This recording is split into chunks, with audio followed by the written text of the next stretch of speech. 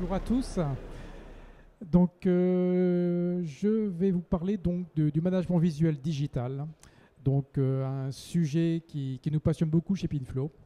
Dans cette présentation, en fait, il y aura plusieurs thématiques. Elle sera très illustrée. En fait, d'abord, je vous expliquerai, vous présenter Pinflow et aussi ce que c'est le management visuel digital pour nous. Je vous parlerai également du management visuel digital pour le pilotage de la supply chain.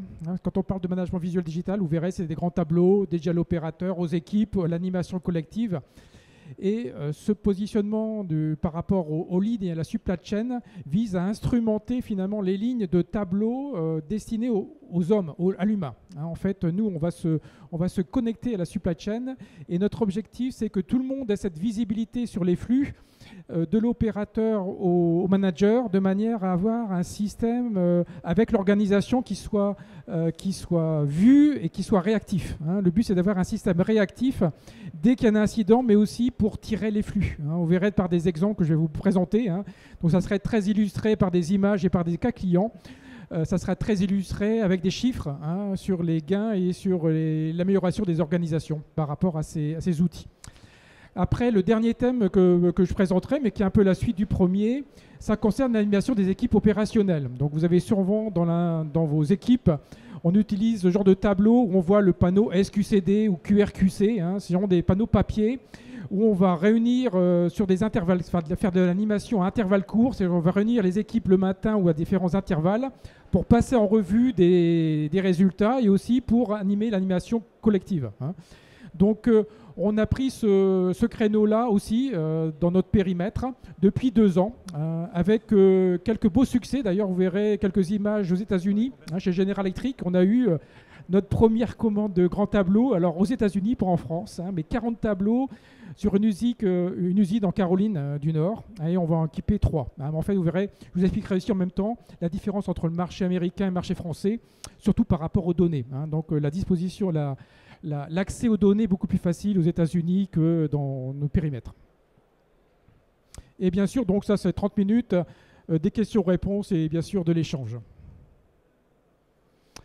Alors pour vous présenter Pinflow, donc Pinflow, on est lillois, donc c'est une entreprise qui a d'abord pris sa naissance à Euratechnologies, donc en 2013, qui a maintenant se trouve à Villeneuve-d'Ascq, dans des grands bureaux. On est une équipe on est éditeur, c'est-à-dire qu'on a des solutions logicielles, mais aussi on est ingénierie. Donc en fait, c'est la fusion aussi de mon activité que j'avais créée auparavant, qui est une activité forte dans l'intégration d'outils, de systèmes comme ça, de réactifs sur de l'industrie. J'ai travaillé avec Toyota, j'ai travaillé avec Scania, Yamaha. Et c'est cette expérience qu'on a mis dans notre modèle éditeur pour mettre à disposition cette ingénierie d'accompagnement. Ce que vous verrez dans nos clients, on propose des systèmes avec sa maintenance à distance aussi, donc des systèmes complets. Et on accompagne l'entreprise sur de nombreuses années. Parce que le Lean, en fait, ça commence généralement par des systèmes très simples. Vous verrez des ondes, des lumières qui s'allument quelquefois. On mettait des colonnes lumineuses. Maintenant, il y en a un peu moins, c'est beaucoup des écrans. Mais on commence de manière simple et on grade, on monte on va dire en fonctionnalité pour arriver vers l'excellence. Et puis on gratte, plus on a besoin de gratter. Vous verrez un peu de quoi je veux parler. Voilà, dans nos clients, en fait, on a commencé... Alors, on n'est plus beaucoup présent d'ailleurs, mais on a commencé dans l'automobile. Donc Toyota, il y a Kubota à Dunkerque avec une nouvelle usine qui a été montée. Renault également sur les systèmes en don. On a un peu quitté ce milieu-là depuis presque 10 ans. On est toujours un petit peu dans cette présence, mais c'est effectivement que Renault a développé ses propres systèmes aussi de pilotage, comme Scania, qui était un gros client pour nous. Maintenant, ils ont tout redéveloppé en interne, mais au départ, on était au départ de l'usine, donc on a été là. Maintenant, on est plutôt sur des clients industriels de taille moyenne. Je parle de entre 100 et 500 personnes qui ne sont pas équipés et qui ont commencé à adopter des démarches Lean et qui souhaitent passer à la digitalisation. Donc on a cet accompagnement d'ingénierie et d'instrumentation et c'est plutôt vous verrez dans les exemples, on a beaucoup d'exemples comme ça assez magnifiques par rapport à ces entreprises. On est présent également dans l'office, bien que ce n'est pas trop ma tasse de thé, parce que je suis plutôt dans l'office bureau industriel, oui, mais on a des clients, par exemple, dans les banques, caisses d'épargne, etc., qui ont développé le Lean Office Et là aussi, ils ont besoin de rituels, des tableaux d'animation d'équipe. Mais là, je vous en parlerai moins puisque ce n'est pas le salon aujourd'hui, on n'est pas dans le salon des banques.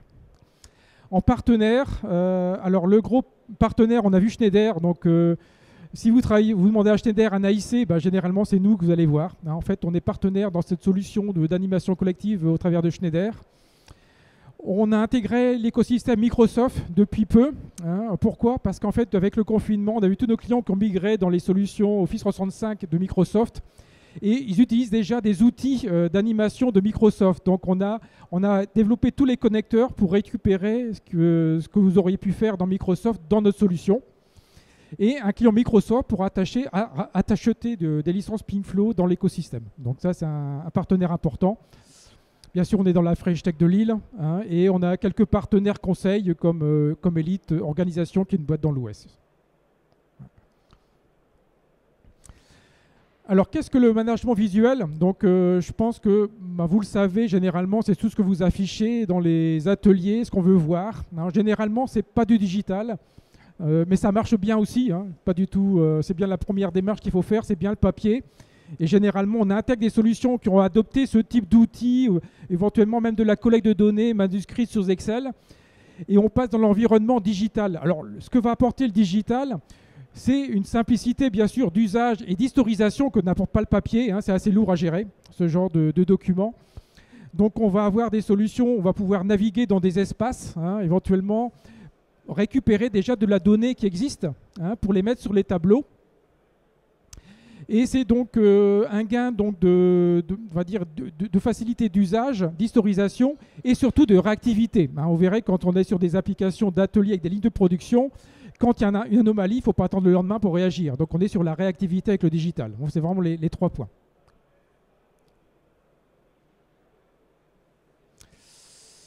Alors où va-t-on trouver nos solutions? Alors généralement, en premier, on commente sur le pilotage 4.0. Donc on est sur des ateliers de production ou des lignes d'assemblage. C'est là qu'il y a plus de valeur. Donc c'est là où finalement on a commencé nous en termes d'application, et c'est là qu'il faut commencer. Parce que tout ce que vous allez mettre sur la production, les gains peuvent être très rapides en termes d'efficacité.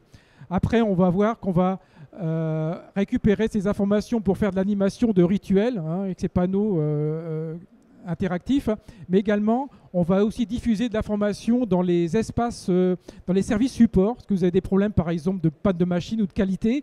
Il est important de pousser la donnée aussi dans les bureaux de la qualité.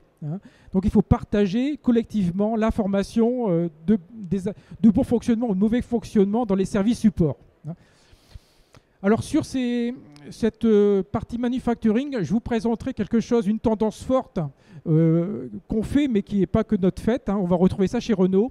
C'est le pupitre 4.0. Donc je vous dirai ce que c'est le pupitre 4.0.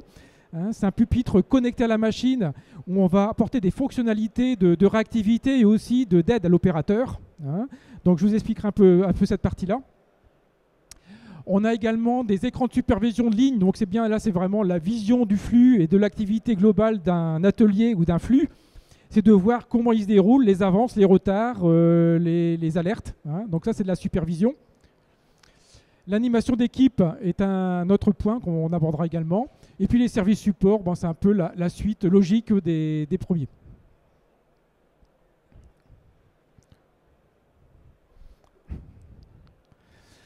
Alors, fonctionnalité du pupitre opérateur 4.0. Donc c'est quelque chose qui a commencé pour nous il y a à peu près 5-6 ans avec une entreprise en Corrèze.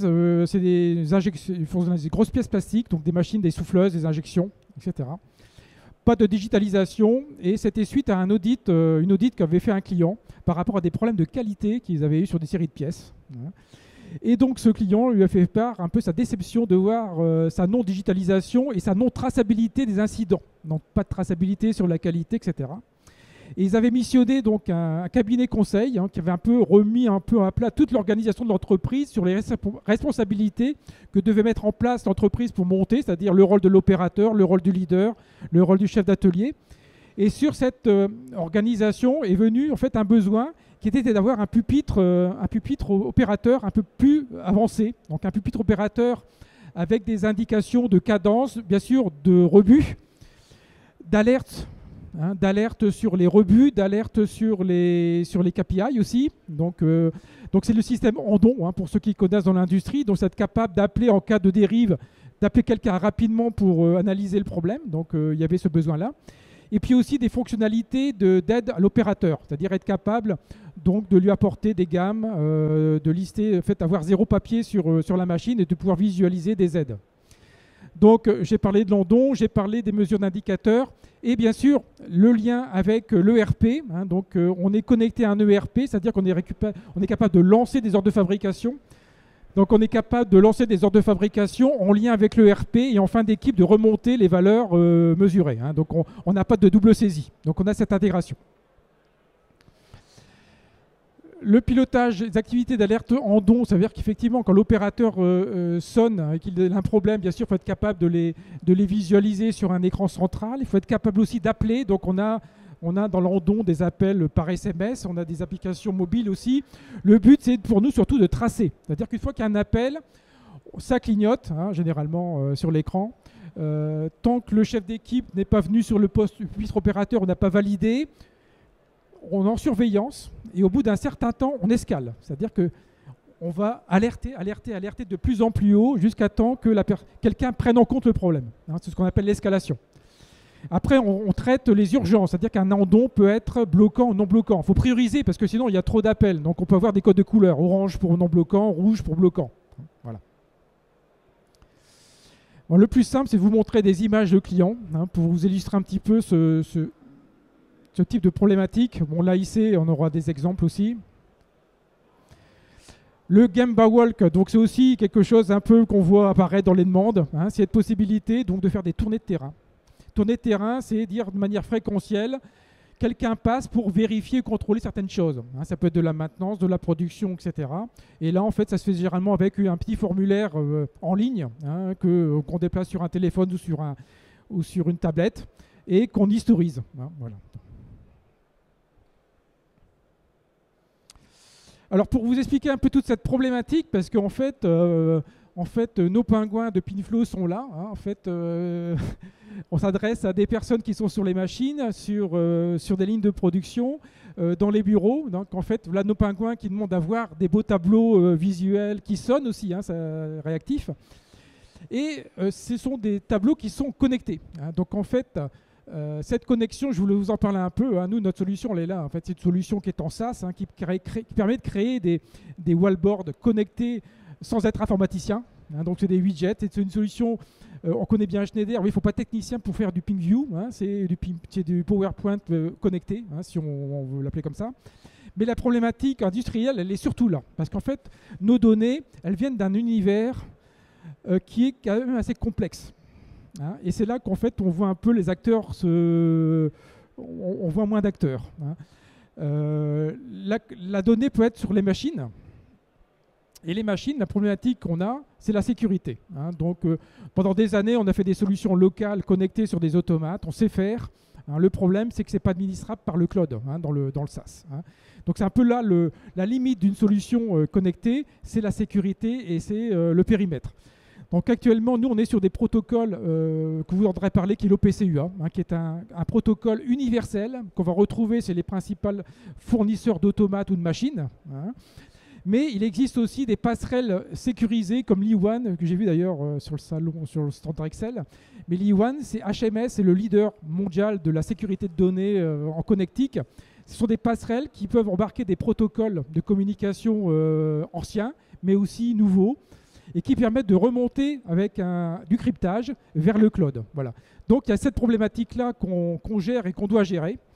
On a aussi des univers de données qui se trouvent dans des environnements comme Microsoft, on en a parlé, hein, des données qui se trouvent dans cet univers. On a aussi chez Google aussi, on a les connecteurs pour Google, hein, toutes les données chez Google. On a les connecteurs en web service pour se connecter à des ERP. On a des connecteurs plus métiers chez Schneider. On a Miro, c'est des solutions un peu d'animation de tableau de bord. Donc en fait, on a des API hein, et puis aussi des connexions de données pour pouvoir relier à ces tableaux. Et bien sûr, tout ce qui est base de données, hein, on a tous les connecteurs classiques, hein, SQL, MySQL, S400, hein, c'est assez classique. Et toute cette donnée en fait permet de construire un tableau connecté et animé pour les équipes. Alors généralement, il ne suffit pas de connecter, donc il y a un peu de métier à faire. Donc c'est pour ça qu'on a des applications de don ou de suivi de production un peu toutes faites. Il faut gérer les temps d'ouverture, donc on gère cette partie-là parce que c'est un peu plus spécifique au niveau du client. Alors un exemple que j'aime bien montrer, qui est vraiment notre vitrine, qui fait rêver, hein, c'est le chantier d'Atlantique. Chantier d'Atlantique Saint-Nazaire. Donc donc ils font des gros bateaux, hein, des paquebots, et sur ces bateaux vous avez des cabines. Donc ces cabines sur un navire comme ça, quelquefois c'est 2000 cabines, hein, à faire. Donc ces cabines sont faites sur des chaînes d'assemblage. Donc il y a 4 à Saint-Nazaire, à proximité du chantier. Il y a un atelier, il y a 4 lignes d'assemblage, hein, qu'on voit ici. Ces lignes d'assemblage, en fait, vous voyez sur un plateau, c'est une cabine. Alors les cabines, ce sont des modules, hein, qui sont prééquipés électriquement, meubles, etc., comme une caravane, en fait, qui sortent de chaîne et ensuite amenés sur le port. Et ensuite, ils empilent, hein, c'est un Lego, ils empilent les cabines les unes derrière les autres. Voilà. Donc, chez ce client, on est arrivé chez eux il y a 2 ans et demi, 3 ans. Ils avaient donc des lignes de production qui avaient un OE ou un TRG de 80%. Hein. Et tout se faisait au porte-voix, c'est-à-dire qu'en fait, ils devaient avancer au takt time, hein, à peu près tous les 30 minutes. Et c'était, ça va, non, ça va, j'ai un problème, non, je peux pas. Enfin, c'était toujours au porte-voix, ceux qui criaient plus fort, et ce qui expliquait un petit peu les 20% de perte. Hein. Donc, on avait déjà travaillé chez un de leurs fournisseurs, on avait mis un système comme ça de takt time, hein, et on a fait une première ligne il y a 2 ans, c'est celle-là, voilà, c'est ici. Voilà le genre de tableau qu'on fait, c'est-à-dire que sur chaque poste de travail, vous avez une tablette qui permet à l'opérateur de créer des appels, de suivre ses indicateurs, hein, éventuellement, c'est une tablette. Et vous avez dans l'atelier, pour une ligne, on a mis 5 grands tableaux, parce que tout le monde doit avoir ce fameux tableau d'avancement. Chaque carré correspond donc à un point de travail. Hein, vous avez la fameuse cabine. Ça avance tous les 22 minutes, là le tact théorique. Le temps découle. Hein. Si jamais il y a un incident, vous voyez, la couleur jaune veut dire que c'est un appel qui n'est pas bloquant, mais c'est un appel. Hein. Donc le chef d'équipe appelé, il doit venir au poste, identifier et intervenir. Seul le chef d'équipe peut dire c'est un problème ou je bloque, parce que je ne veux pas pousser de la non-qualité comme le système Toyota. Et dans ce cas-là, ça passe en rouge et on va mesurer, bien sûr, des temps d'arrêt qui sont comptabilisés à la station et codifiés sur la tablette. Hein, donc on a une traçabilité des événements qui sont faits. Donc ça s'appelle un système Yoidon, hein, pour la culture. Donc la première ligne, on a eu 15% de productivité sur 3 mois. Hein, donc actuellement, ils sont même à 95%, hein, sur ce type de ligne, en partant de 80. On a généralisé le système sur 4 lignes de production et maintenant, on tire les flux, puisque comme on est connecté à l'ERP, on connaît le type de cabine qui est là-bas, on est capable donc de gérer la préparation, la livraison de bord de chaîne. Voilà, donc on tire les flux, mais c'est dans une étape ultérieure. Hein. On a commencé par un système très simple et on gravite à chaque fois les étapes. Donc ça, c'est un exemple. Deuxième exemple, là, c'est plus un constructeur de machines qui est Chang Industries, donc c'est en Corrèze, donc c'est des grosses machines d'injection. Donc c'est celui que je vous ai parlé. Donc ça s'est traduit en fait, vous voyez, sur le pupitre. Au départ, on avait ça sur une tablette, mais on est revenu après sur un pupitre plus grand. Hein. On a donc une visibilité en termes d'indicateurs sur la qualité. On a les appels en don. On a la connexion avec le RP, bien sûr. Et on a mis aussi donc l'animation d'équipe où on a des panneaux comme ça de rituels où en fait ils passent en revue les résultats de la veille, les plans d'action, hein, mais aussi des flashs qualité, des choses de ce type-là. Donc une entreprise aussi qu'on a accompagnée maintenant depuis 2 ans et demi et qu'on continue à faire grossir en termes de fonctionnalité, mais aussi en termes de périmètre.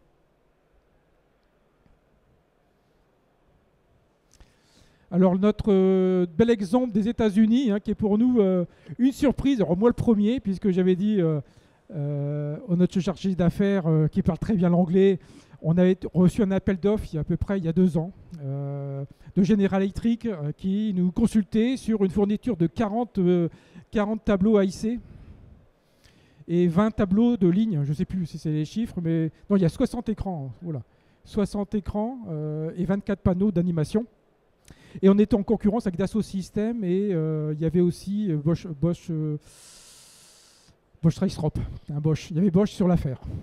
Alors, en fait, ce qui a fait un peu la différence, c'est qu'on proposait des solutions de type hand-on que les autres ne faisaient pas, c'est-à-dire qu'on pouvait se connecter facilement sur les données de General Electric pour faire des alertes et des suivis d'avancement de ligne. Alors, on s'est pas déplacé pour la vente, hein. Ça s'est fait à distance, en visioconférence, hein, et le périmètre a été tout de suite ça. On n'a pas eu de phase d'essai, on a tout de suite une commande pour faire ce périmètre qu'on a déployé avec les équipes locales, mais à distance, quoi, hein. Et donc c'est ce qui nous pousse un peu là-bas, parce qu'on a 2 autres usines à faire, et puis je pense que le marché États-Unis, je voulais en parler, est un peu plus mature en termes de données. Alors c'était beaucoup plus facile pour nous parce que les données étaient déjà disponibles dans le cloud. Curieusement, aux États-Unis, les données machines, etc., les données concernant l'ERP, c'est déjà disponible. En fait, on n'a qu'à aller les chercher ou se connecter. Et en fait, le client n'a même pas besoin de nous. On n'est pas intervenu en termes de prestation, on l'a formé à l'outil, mais n'a pas besoin de nous pour faire un applicatif métier. Les données étaient là disponibles. Il n'y a eu qu'à connecter ces données pour pouvoir faire ce genre de tableau.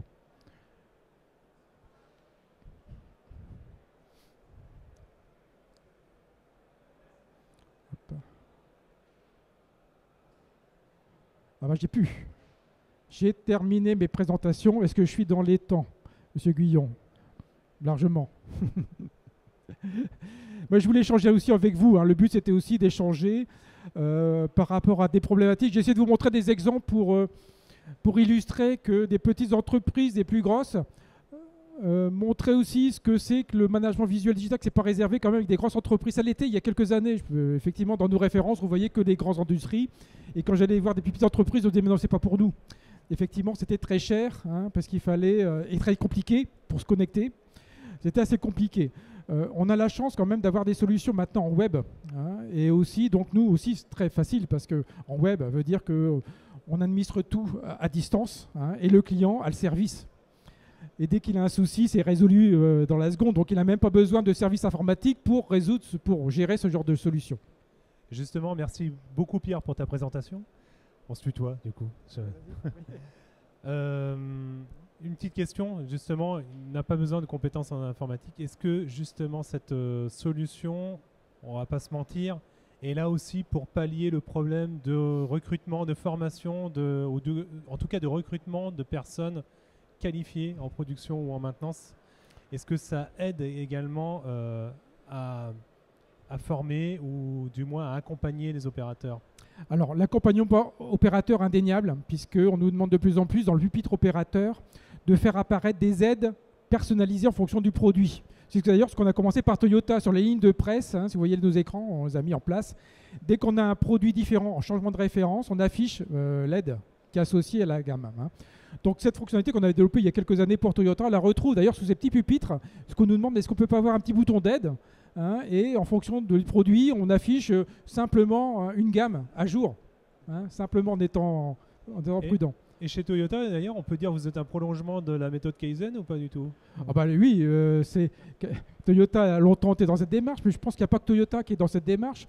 Toute entreprise, en fait, on y va vers le Kaizen, hein, quelle que soit l'activité, mais pour pouvoir y aller, il faut mesurer, hein. Donc on est dans cette obligation de mesurer. Et moi, j'ai commencé ma carrière chez Renault, hein, il y a très très longtemps. Mais on a mis en place les premiers systèmes de mesure. Et je me souviens au début, on disait ça sert à rien. Le truc là, c'est une usine à gaz. On a des indicateurs. Et effectivement, au départ, ça sert à rien parce qu'on faisait rien. On faisait pas d'analyse.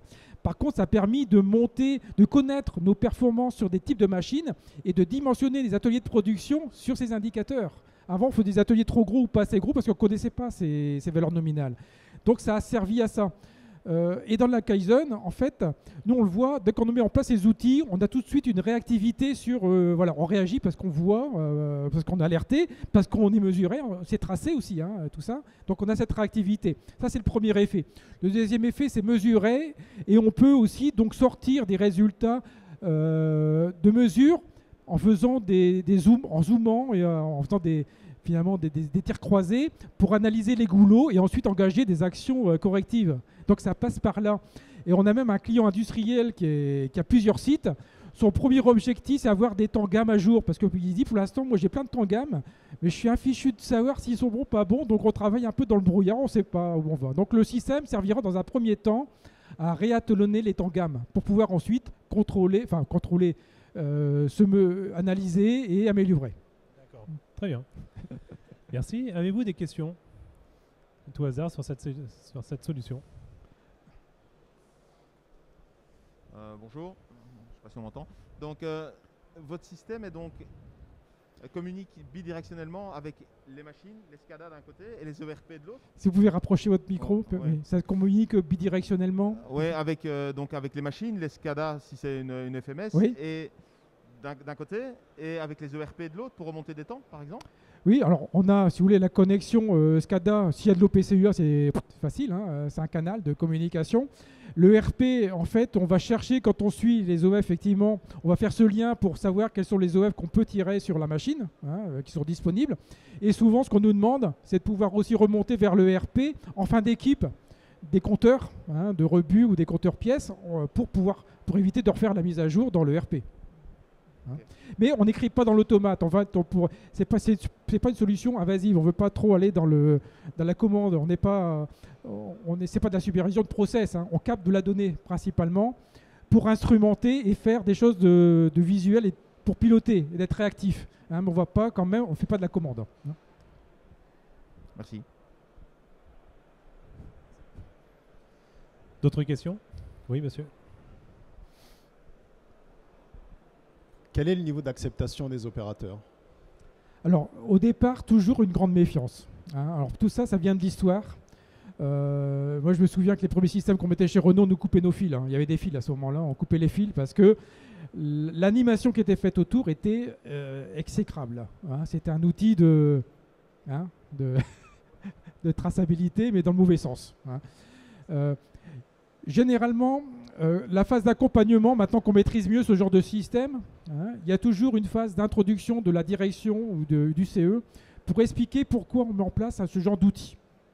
Et c'est mis en place généralement sur un périmètre, pas comme Generatrix sur un grand périmètre, c'est mis sur un périmètre déjà, un îlot, etc., avec des opérateurs déjà sensibilisés. On a bien expliqué l'objectif. Et il n'y a pas de mesure ou de contrôle de la mesure. C'est avant tout un système qui doit aider sur la réactivité. Je me souviens, chez Alstom, on avait mis ça sur le ferroviaire, alors que Lordon, c'est des cycles longs. Mais les opérateurs, ils l'ont accepté. Pourquoi? Parce qu'en fait, ils ne devaient plus courir à droite, à gauche quand il y avait un problème. Ils devaient appuyer sur un bouton. Tout était organisé pour que les services support viennent en cas de problème. Donc, c'est un système qui aide. C'est un système qui permet d'être plus réactif, plus rapide.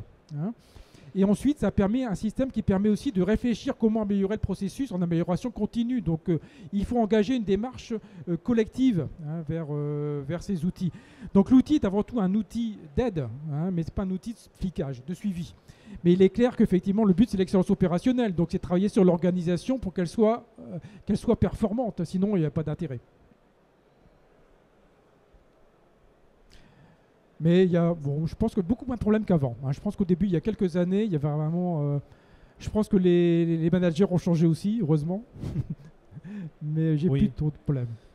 Ça, c'est à voir dans certaines sociétés, effectivement. En tout cas, pour tout projet, c'est un projet d'entreprise qui doit être impulsé par la direction, mais impliquer évidemment les principaux métiers. Les principaux métiers, je dirais même aussi le service informatique, puisque... avant, on faisait un peu ça à la Hussard. J'avouerais que là, nous, il fallait travailler. Donc, on convainquait les exploitants d'y aller, on va installer, etc. Et puis, l'informatique, on fait plus ça. On fait plus ça parce qu'après, ça nous retombe dessus en termes de maintenabilité, d'intégration. Donc, systématiquement, nous, on intègre le service IT pour valider les choix technologiques de sécurité ou d'intégration. Ils sont dans le coup dès le départ. Et c'est important que tout le monde est conscient et que ça soit porté par une direction. C'est important que ça soit un projet d'amélioration de l'entreprise vers l'excellence. C'est aussi un outil qu'on voit. Donc, l'entreprise veut montrer ses tableaux, on voit des chiffres, on voit que c'est temps réel. C'est une vitrine aussi du futur. Donc, c'est beaucoup accompagné dans les cadres du déploiement, d'ailleurs, dans l'industrie du futur. Bien sûr, mais sur la partie visuelle, il faut que ça parte quand même du terrain, enfin en tout cas des gens qui vont exploiter tous les jours ce système-là, qui seront... confrontés à ce système-là. Donc, il faut que l'interface aussi soit leur interface. Qui soit leur interface. Et puis, en fait, quand vous faites de l'animation d'équipe, vous voyez ce genre de panneau, le fait d'avoir des données qui sont fraîches, où on voit où on va, les actions qui sont en cours, comment ça se passe. On peut l'utiliser pour faire de la communication interne. Donc, ça fait un îlot, généralement, de l'entreprise où il y a de la vie. Il y a de la vie, on va voir ce qu'il y a dessus. On peut accéder de l'information, on peut animer. Et quand vous passez dans l'atelier, vous voyez, ils sont, même si c'est un peu commercial, mais ils sont dans le digital. Très bien. Est-ce qu'il y a d'autres questions? Oui.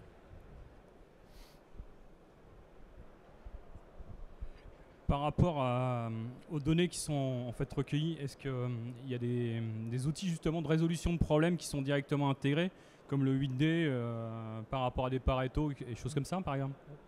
Donc ça, c'était une grosse question chez nous qu'on nous demandait. Hein. Est-ce que vous avez ce genre d'outils? Je pense à des concurrents comme Iobeya, hein, qui fait des panneaux. Alors la différence entre Iobeya et nous, c'est que Iobeya, c'est quand même des solutions locales. Hein, c'est pas connecté à de la donnée, ça reste quand même dans un environnement local. Et ils ont tous ces outils prêts à l'emploi. Donc on s'est dit, nous, en fait, notre valeur n'était pas là, hein, puisqu'il existe des outils d'animation. Donc on a plutôt développé de la connexion à ce type d'outils qu'on peut ouvrir dans notre tableau. Donc par exemple, on connaît Miro, hein, Miro qui est une solution de tableau blanc avec des graphes d'animation autour du Lean prête à l'emploi. Ben, vous pourrez ouvrir Miro, la solution Miro dans Pinflow. Voyez, on va créer des passerelles pour que le client utilise ces outils. Hein, et même si vous utilisiez par exemple des outils de plan d'action avec Task de Microsoft, eh ben, on va vous dire continuez à utiliser Task. Nous, on va vous les restituer graphiquement et visuellement sous forme de Kanban dans Pinflow. Voilà.